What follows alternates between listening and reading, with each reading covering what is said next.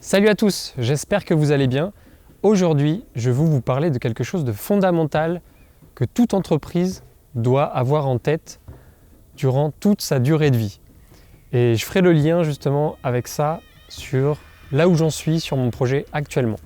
Donc, quand vous regardez le cycle de vie des entreprises, c'est un petit peu toujours la même chose qui se répète. C'est-à-dire que vous avez l'entreprise d'abord jeune qui va se concentrer sur son cœur de métier, sur un produit et qui va souvent se démarquer. Se démarquer par une qualité supérieure ou par un prix qui est inférieur aux concurrents ou alors sous un angle d'approche différent ou pour une audience différente. Donc cette jeune entreprise, elle va se démarquer, c'est ce qui va faire que ça va marcher pour elle et elle va grossir.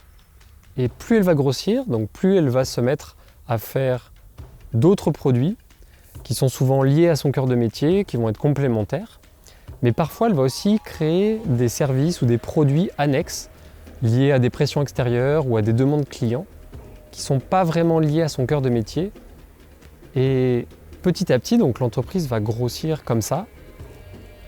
Et ça devient assez difficile de gérer justement cette diversification, puisqu'on va dispatcher ces équipes sur les différents projets. Et petit à petit, la plupart du temps, les entreprises vont devenir de moins en moins bonnes sur les différents produits qu'elles proposent, les différents services, et elle va devenir moins bonne sur son cœur de métier qui l'a fait connaître à la base. Et il y a énormément d'entreprises comme ça, de grosses entreprises qui ont, parfois c'est bien géré, mais souvent c'est difficile et elles vont se mettre à stagner, voire à devoir s'arrêter parce que les ventes, ça ne marche plus, quoi. L'entreprise n'a plus l'image qu'elle avait au départ et puis elle va s'arrêter. Et je me suis rappelé de ça puisque la semaine dernière, il y a un outil phare dans le domaine du web qui a présenté un constat en disant on s'est trop diversifié, on s'est trop distrait, on s'est trop élargi et du coup on devient de moins en moins bon sur notre cœur de métier et c'est problématique pour les clients, pour les équipes, pour le support client, ça devient de plus en plus dur. Donc ils ont choisi de se recentrer à nouveau sur leur cœur de métier. Et donc je me suis rappelé ça et c'est là où j'ai fait le parallèle avec mon projet. Puisque quand on choisit au départ de créer son projet, ce qui est très très important, c'est de choisir une sous-niche. C'est-à-dire de ne pas se dire je vais faire un projet très global et du coup correspondre à personne. En faisant ça, on ne se démarque pas et on devient pas excellent sur une petite niche, un petit secteur avant de pouvoir se faire connaître plus largement. Donc du coup, il y a toujours des grandes catégories d'entreprises qu'on peut lancer. Donc vous avez par exemple la santé, les finances ou les relations. Ça, c'est des grandes catégories. Ensuite, vous avez des niches dans ces catégories. Donc par exemple, dans la santé, vous avez la niche du développement personnel. Mais ça reste encore très vaste. Donc du coup, quand vous allez créer votre projet, il faut penser sous-niche. On choisit d'aller encore plus loin dans le détail et c'est comme ça qu'on arrivera à se démarquer. Donc une sous-niche dans le développement personnel, ça peut être se concentrer uniquement sur l'alimentation, sur un type d'alimentation, ou alors rajouter encore plus de détails en ne s'adressant qu'à une cible particulière, une audience particulière, que les femmes, que telle tranche d'âge, que les enfants, ou alors sous un format différent. Je ne sais pas, ça peut être par exemple uniquement en BD, ou uniquement en vidéo, uniquement sur le web, uniquement en magasin physique, voilà. Donc au départ, il faut vraiment choisir sa sous-niche et ça va être son cœur de production, son cœur de métier. Et il faudra toujours, dans la vie de son entreprise, penser à son cœur de métier et rester concentré sur son cœur de métier. C'est là où vous pourrez devenir excellent sur cette sous-niche, sur cette catégorie, et vous différencier et faire fructifier votre entreprise beaucoup plus que si vous vous diversifiez sur énormément de choses. Et c'est ce que du coup je me suis rappelé sur mon domaine. Moi j'ai choisi la sous-niche de la liberté. Comment augmenter le degré de liberté dans sa vie grâce notamment à l'outil web. Et là, je m'étais un petit peu séparé de cette vision ces dernières semaines quand je créais ma formation. Donc là, c'est pour ça que je suis en train un petit peu de décaler la sortie de ma première formation, puisque je veux me recentrer sur mon idée de départ qui est comment augmenter la liberté dans sa vie. Comment avoir plus de temps, comment ne plus penser sans arrêt, tiens, je ne peux pas m'acheter ça parce que j'ai pas assez d'argent. Je ne suis pas libre au niveau financier, je ne suis pas libre au niveau de mon temps. Ou alors je ne peux pas vivre où je veux, je ne suis pas libre au niveau géographique.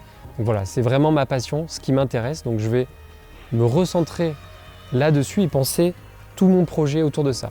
Alors que là, ces dernières semaines, je m'étais dit, je vais me concentrer sur l'outil web qui est beaucoup plus compréhensible. Voilà, comment créer un site web, comment faire des ventes sur le web. C'est plus compréhensible, mais c'est plus large, ça existe déjà et c'est pas mon cœur de passion. Donc voilà, je vais me recentrer là-dessus.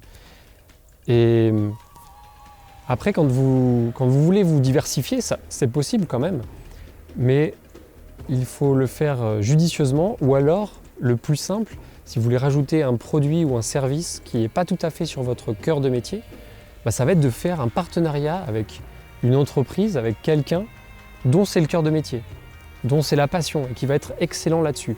Donc si vous faites un partenariat avec cette personne, ça va apporter beaucoup de valeur à vos clients et là, ce sera bon.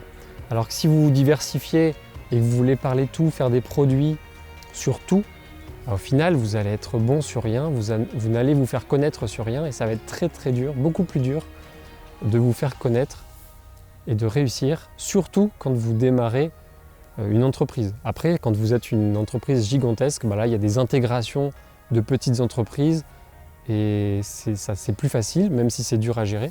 Ça existe, il y a des entreprises qui font beaucoup de choses et qui marchent quand même. Mais la plupart du temps, c'est toujours bénéfique, c'est toujours plus bénéfique de se concentrer sur son cœur de métier, sur son cœur de passion. Ce sera toujours plus facile de gérer ses équipes, de gérer son support client, de gérer sa communication par rapport à ça.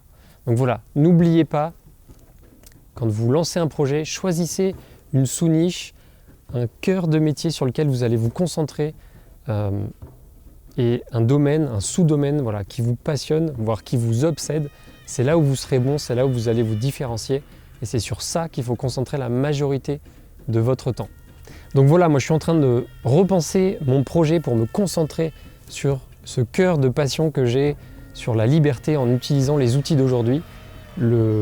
J'essaie de réfléchir à comment le présenter pour que ce soit le plus compréhensible possible et que ça vous apporte le plus de valeur possible. Donc voilà, je vous tiendrai au courant des avancées dans les semaines à venir. En ce moment, je suis en train de faire un défi où je poste une story vidéo par jour. Donc voilà, c'est un très bon exercice puisque ça me permet de vous partager plus de choses et je vais faire comme ça petit à petit de plus en plus de défis pour vous tenir au courant et pour vous apporter de plus en plus de contenu. Voilà, en attendant, portez-vous bien, je vous dis à la semaine prochaine et concentrez-vous, pensez-y, concentrez-vous sur votre cœur de métier, le cœur de votre passion, votre projet vous remerciera. Ciao!